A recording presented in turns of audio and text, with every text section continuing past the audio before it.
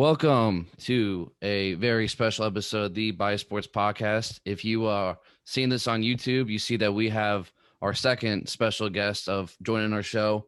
If you guys are familiar with Ohio State Twitter at all, you know this man. He's a big Buckeye fan. That's why we reached out to him. Also does some other things that we're going to talk to him about. But joining us is Mr. Mekka Don. How are you, sir? Good, man. How you guys doing? Doing well. Good.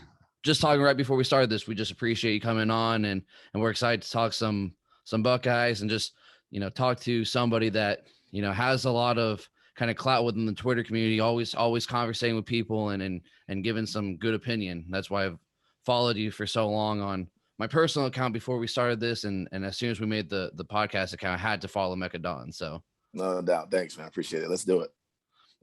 So just before we kind of start some Buckeye stuff, just that's predominantly why you popped up on my Twitter feed years ago. But just about you kind of have this rap career. Your bio says lawyer. Just tell us about you and your career and everything like that.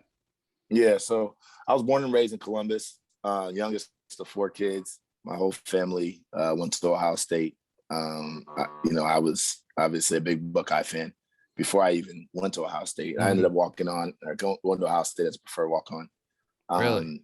Yeah, and played football there. And so that was kind of what increased my level of kind of Buckeye involvement, as you can imagine. And then since then, I've always been, obviously tight with the program. And but after football, I was a good player, but I wasn't great, so it wasn't like my pipe dream to like play in the NFL or anything like that. And I knew that wasn't realistic. So I ended up going to law school. And I'd always been interested in hip hop music as well. I'd been performing since high school and in college, and always knew I kind of wanted to pursue that as well. But came from a very educated family that was really focused on making sure we get our education. So I ended up going to law school in New York at NYU and got my degree, passed the bar, worked at a firm. And after about a year, I was like, you know what, if I'm ever going to jump out and try to make this music thing happen, I got to do it now. And you can imagine at that time, people were like, is this dude crazy? Like, you got the dream job, you're working at a top 10 firm in the world, and you're a lawyer and you're living the quote unquote American dream, and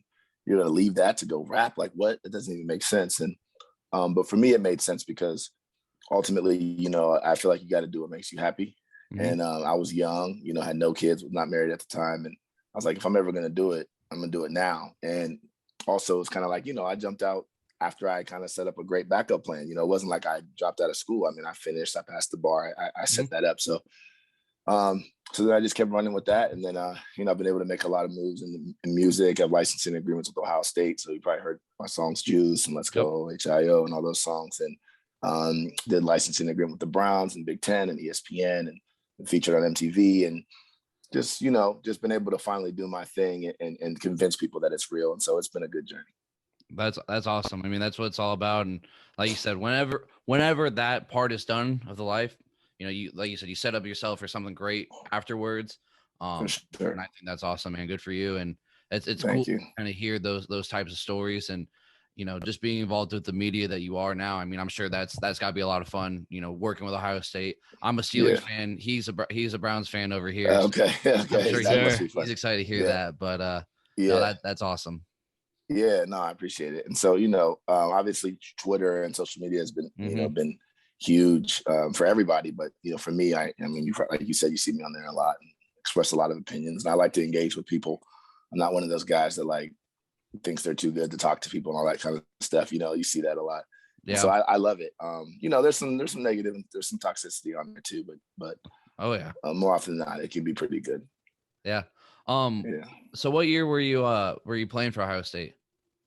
I came in 99. Okay. So I'm old. I'm an old head. Okay. I know I look young, but yeah. And then I only played for about a year and a half, and then I left. I actually graduated college a year early, so I was like really on a plan to like get to New York and start getting my career going. So, gotcha. But I came in with Mike Doss, Craig Krenzel. That was my class. Yeah. And so those guys obviously went on their senior year to win the national championship. Right. Yeah. So I'm like, God, what if I just stay? Like, yeah.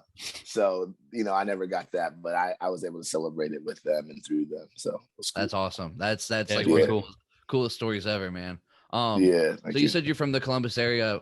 Where'd you where'd you go to high school? I coach high school football kind of up north, about an hour from Columbus. So just Okay. trying to, I like kind of hearing those high Yeah. schools. I actually went to St. Francis de Sales. Okay. And we were state champions actually my senior year Oh and my man. junior year.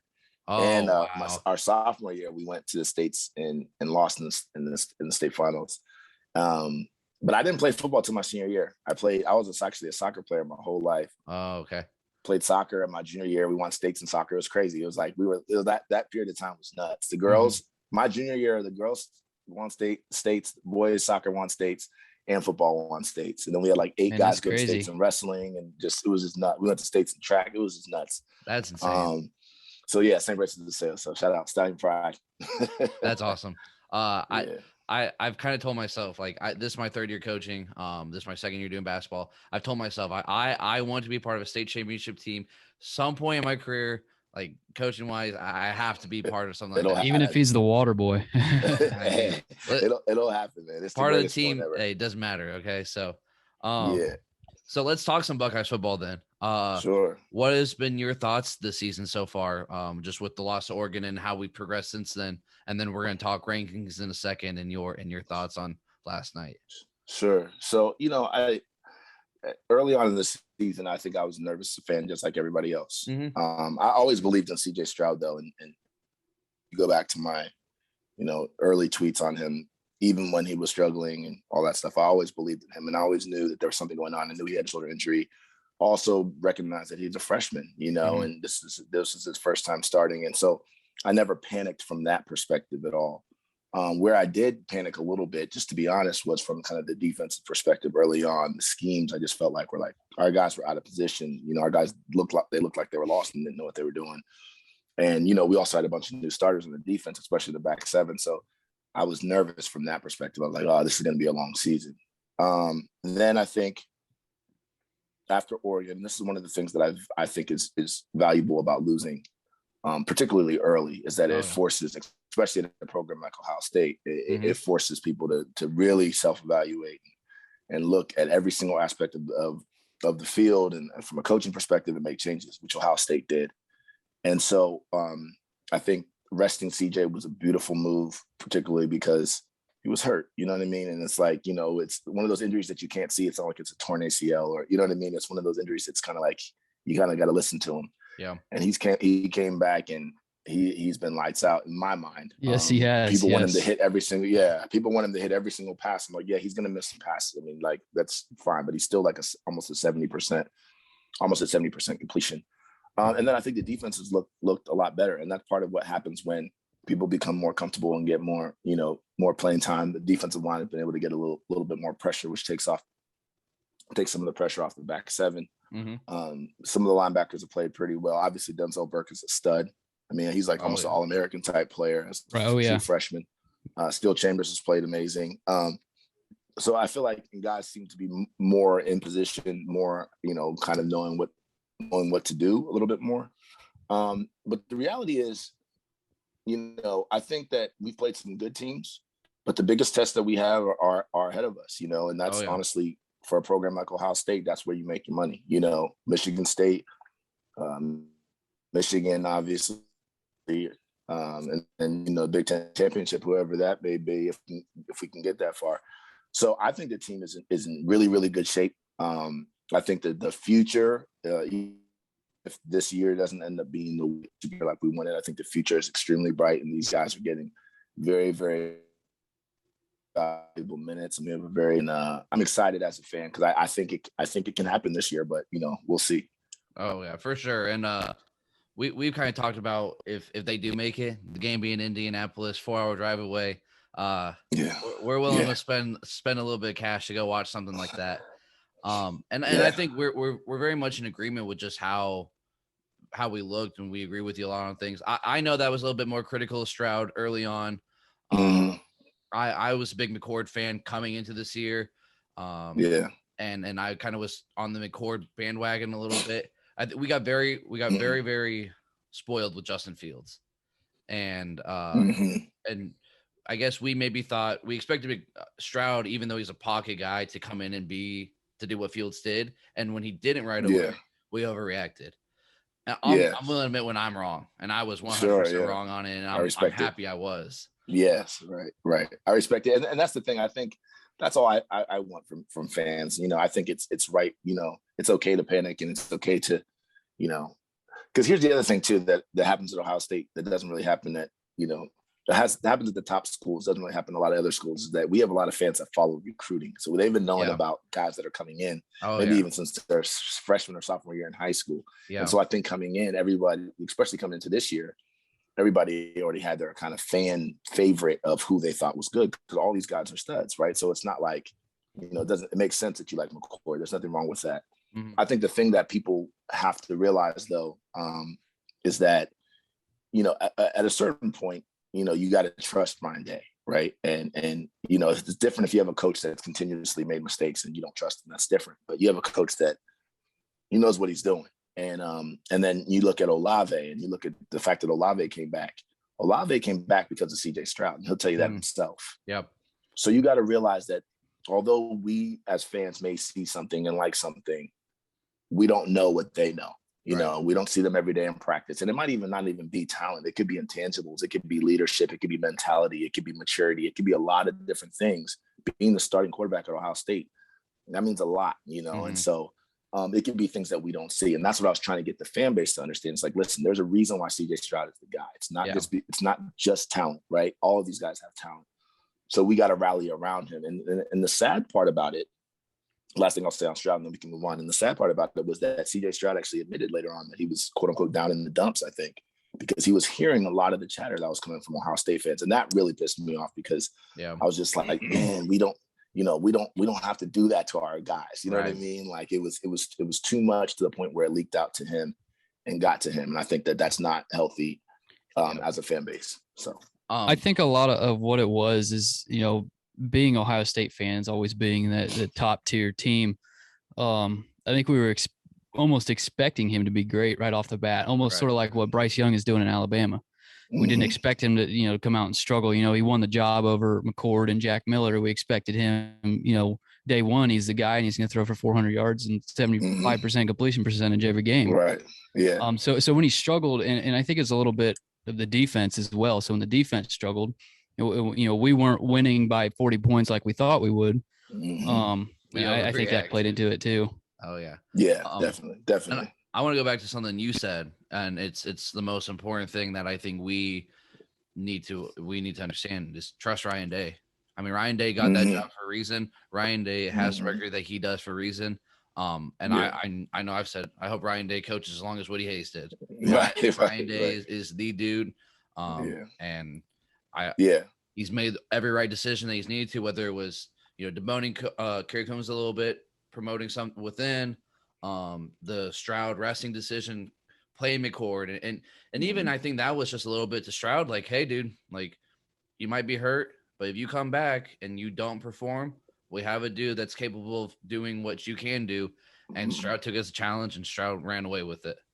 Yeah, and I think that that's part of what makes Ryan Day a master, right? I think there's obviously the X's and O's part of it, but it's also, you know, kind of the mental part of it too, and being able to be a leader and controlling your team and keeping guys, you know, hungry, right? Because, you know, I remember many years ago when I first got to Ohio State, and we had Coach Kennedy was our strength and conditioning coach. And we get in the weight room, we had 3 rules that I can remember. 1 is you weren't allowed to yawn.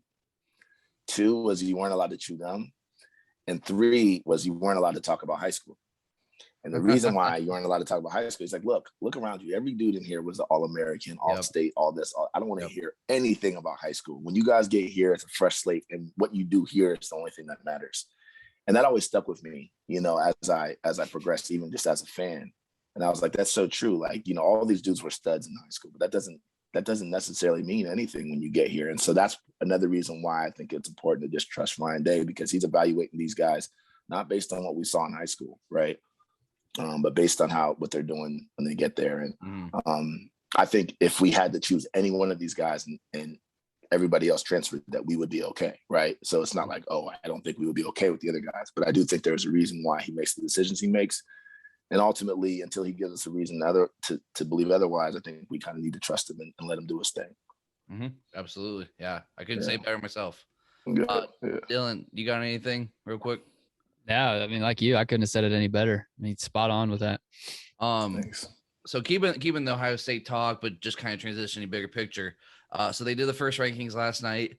Were you as just floored and flabbergasted as we were when Oklahoma and specifically Alabama being where they were? Just your thoughts on that, and kind of like, I know we can look bigger picture and we understand the path ahead and we can take care of our own business, but at the same time too, it is a bunch of crap of what it is. Yeah. Just go ahead. So it's interesting. You know, I tweeted earlier in the day yesterday that no matter what happens, it doesn't matter. There's still a lot of football left and whatever, right? And that's true generally, but it's still, I think that there were still things that came out in the rankings that made you say, well, maybe that's not true. You're right. What I said, that none of this matters now. Maybe there is, maybe there are indications or messages that are being sent that we should pay attention to. And I think one clear message that's been sent is that Alabama at this juncture in their program can do no wrong. Right. And that's just the way it is. Nick Saban has built up enough equity within people's eyes that they can lose to an A&M and still be ranked number 2. Like it's just because they believe in the program so much. Anyone can tell me, oh, it's just what we're evaluating on the field and the eye test. Is like, okay, that's part of it. But it's also part of what, it's almost like a lifetime achievement award, and in a lot of ways it's not fair because this game isn't really about, in my mind, the rankings aren't really about, well, who would win on a neutral field? Cincinnati, who would win between Cincinnati and Alabama? Okay, yeah, Alabama would probably win. But at the end of the day, this game is about winning and losing, and so, yeah, if Alabama loses to Georgia, they would still probably beat Cincinnati. But does that mean they deserve to be in above Cincinnati? No, it doesn't mean that. So I think that's the thing that is really hard here. And when you have a committee, who they have this criteria that they put out, but then you look at their rankings and you're like, I don't really see how this is matching up with the criteria. Right. It's there's no perfect system, and I acknowledge that. I mean, maybe you expand the playoffs to 8 and whatever, and then have less chatter, but there'll still be chatter then. But I think the thing that stood out to me more, I mean, obviously Oklahoma being ranked where they were behind a bunch of one-loss teams, I think was a message to them of, look, we don't think you're that good, and I just try to wonder how fair that is, right? Because ultimately you play in a big conference, you play the teams that are on your schedule, you try to schedule some other non-conference teams and you win the games. But at the same time, I do think that there's a value in saying, like, look, these, Oklahoma's been winning by the skin of their teeth in some of these games. You know what I mean? It's kind of like they don't look that impressive per se. So I don't know. I honestly don't, I hope I don't feel like I'm speaking in circles, but I honestly don't know what the right thing is, because I think it does have to be a mixture of who winning.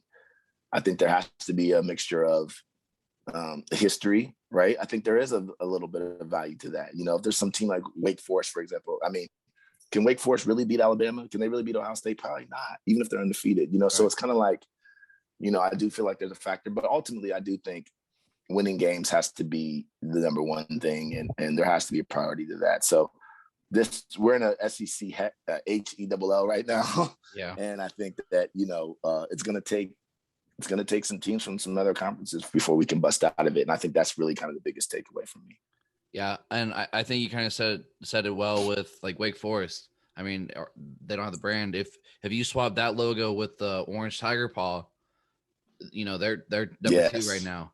100%. And I agree that history takes part in this game. I mean, that's such a big part of discussion of anything is the history of this game. And to me, that's what makes it my favorite sport is just everything you can look behind and talk and compare. Right. But when it comes to season by season rankings with a committee of these high end individuals, that's got to be taken out. And I I mean, I'm an Ohio State fan. I do believe that we're probably I think the second best team in the nation right now based on what we've played since Oregon.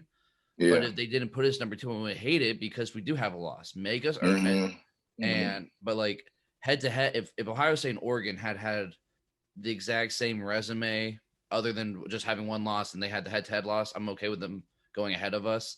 I agree. But I think since that game, we have progressed miles, and they've just kind of plateaued. And I think we played them right now at home at Oregon on a neutral field. We win by 2 touchdowns. And see, I think that, but the hard thing is and I agree with you.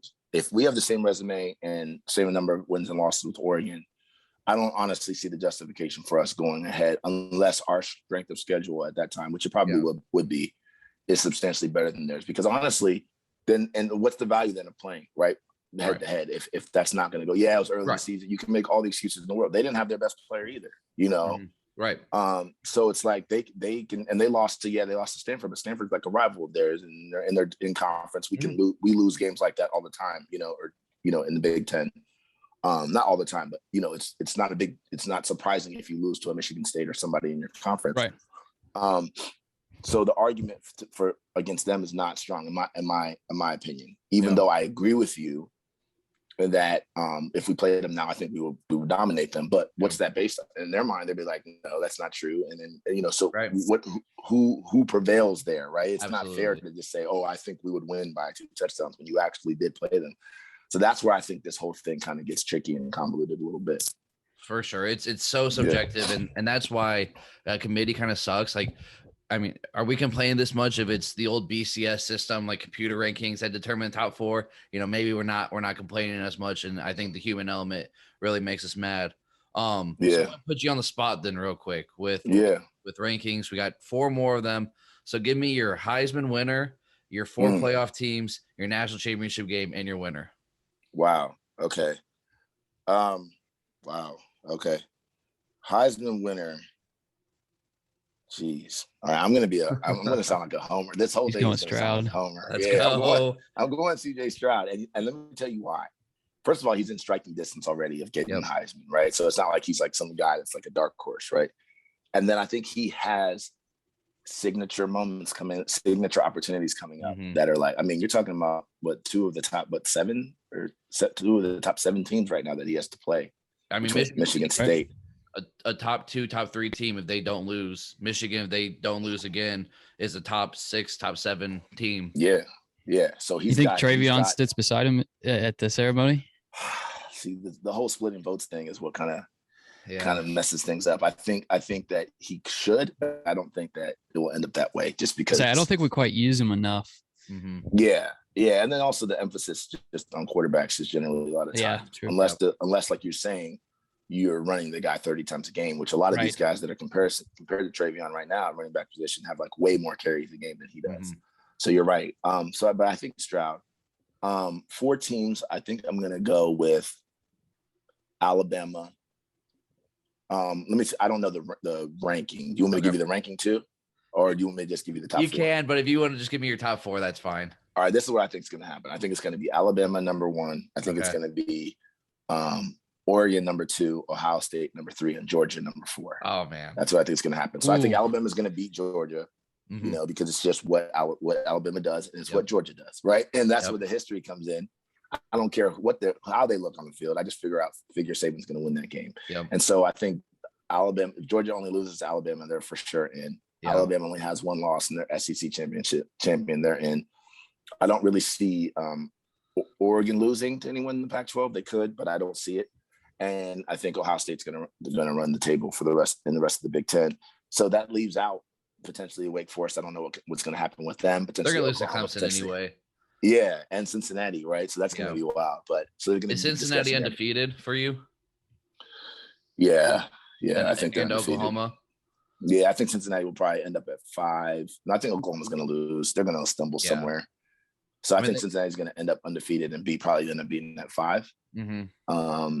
And it's a great season, and they'll end up going to a great bowl and all that. But the message that they're going to get sent is like, look, you guys are good, and you guys did all you can do based on what you had. Beat Notre Dame, it's great, but you don't have enough signature wins, and we don't believe that you can beat those teams that are ahead of you right now. And they've already showed that by the rankings right now, because theoretically, Cincinnati has as good of a win, at least maybe, as Ohio State does with Notre Dame versus Penn State, but they still didn't rank them ahead of Ohio State. So they already sent that message to them, I think. Right. Then so that would be Alabama and Georgia play. So that'd be a rematch. Actually, they might put out Georgia at 3. They're probably going to put Georgia. I was going to say, if Georgia's undefeated going into that championship game, I bet they only drop them to 2 and beat Alabama, Georgia, Oregon, and then us at 4. How great would ratings be of an Ohio State or Oregon Ohio State rematch, and then Alabama Georgia rematch from essentially back-to-back games with 3 weeks prior? I mean, ratings would be absolutely off the charts. Insane, the buzz. I mean, that would be so great. Yeah. So I think it depends on how the game goes. If Alabama crushes them and beats them by 2 touchdowns plus whatever, then I think they'll drop to like 3 or 4. Yeah. Right. Probably 4, because I think then you'll have, let's say, Oregon will be a Pac-12 champ. Ohio State would be a Big Ten champ. So we all have Big Ten or championship on our resume. And then Georgia would be the 4th best team. If it's like a nail biter down to the last second field goal, whatever, then they might only drop to 2. But let's just say that Alabama beats them by 2 touchdowns. They drop them to 4. So Alabama would be 1, Oregon 2, Ohio State 3. Yeah, so it'd be like you just said, the matchup, the rematch. That gets you excited, man. That'd be nasty. I think Alabama's going to beat them again because, again, I just don't trust Georgia.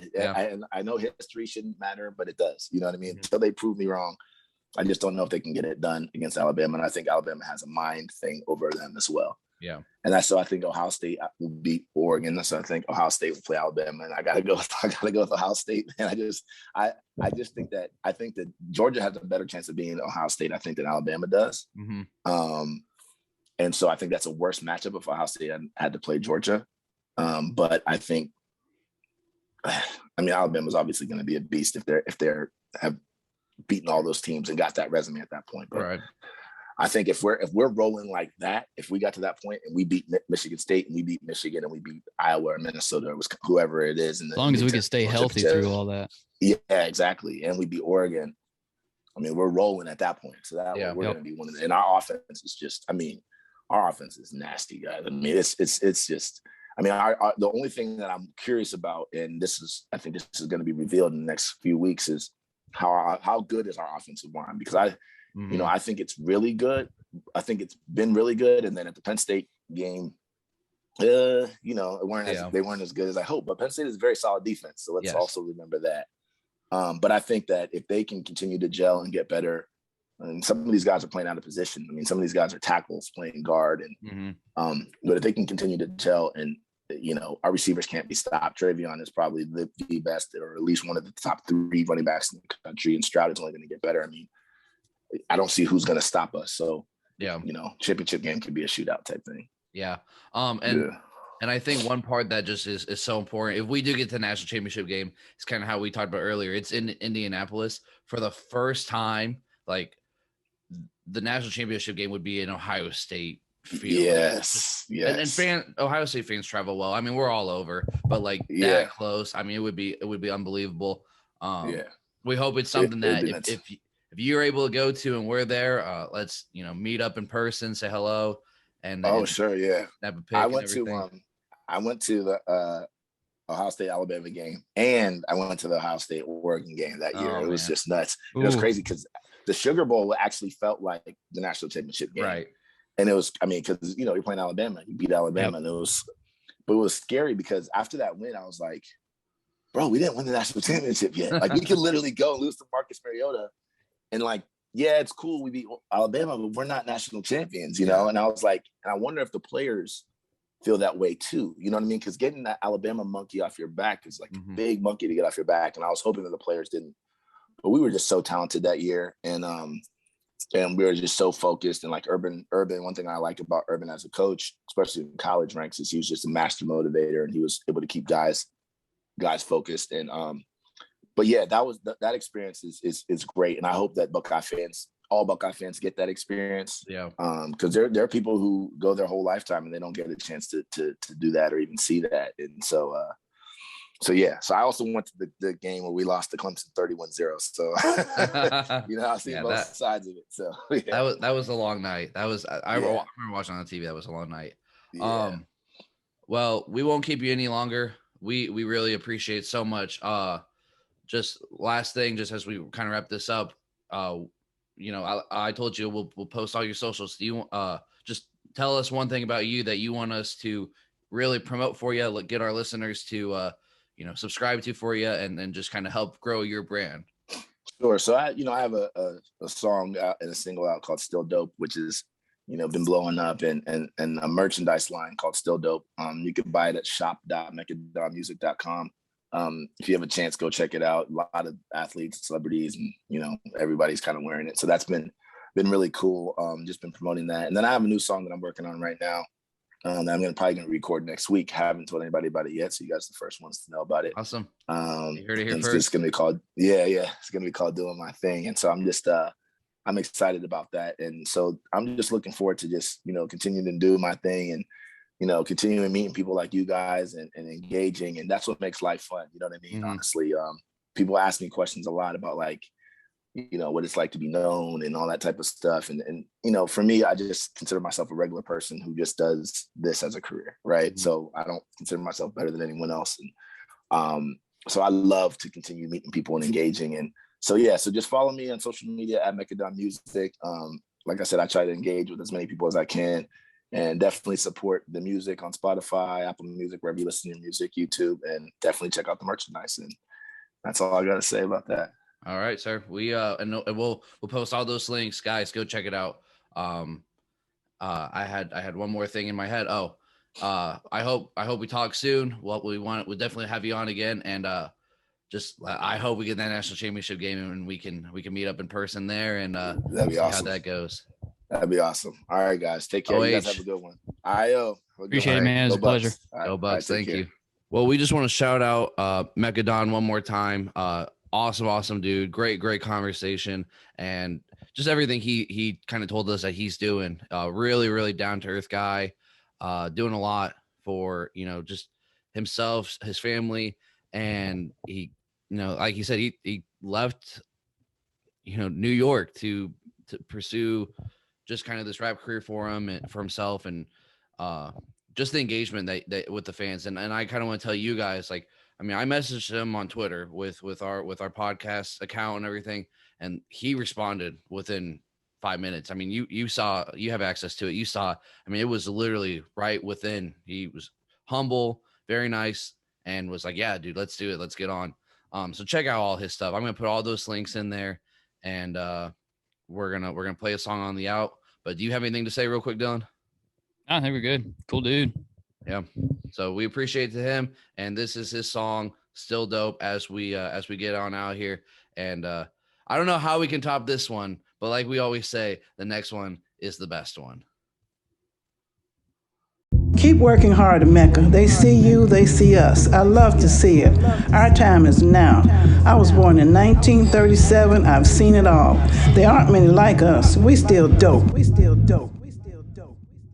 Still dope. Still dope. It's real though. Knocking out your speakers 'cause I'm still dope. Still dope. Being dope. Flat without no features. We still dope. Real life chavos. We heroes, man. We still dope. Still dope. We been dope. Knocking out your speakers. We been passed up and on purpose. Told us all that we worthless. Ain't good enough for that boardrooms. You only good enough for that circus. Better jump high, better run fast, better rap good, better kiss ass. We in fields and courts. Damn, what a game from the field to court. This an eerie sport. Break the chains, keep the faith. Read the book, change your name. Beat the odds, change the game. Do the knowledge, then make it rain. I said break the chains, keep the faith. Read a book, change your name. Beat the odds, change the game. Do the knowledge, then make it rain. Still dope. Still dope. It's real though. Knocking out your speakers 'cause I'm still dope. Still dope. Being dope. Flat without no features. We still dope. Real life chavos. We heroes, man. We still dope. Still dope. We been dope. Knocking out your speakers. Slave hard for that dough.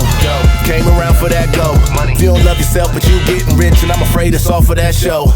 Dues paid and they been paid. Who's all like a sensei? I'm draped up in that kente. Can't tell me nothing, my rent's paid.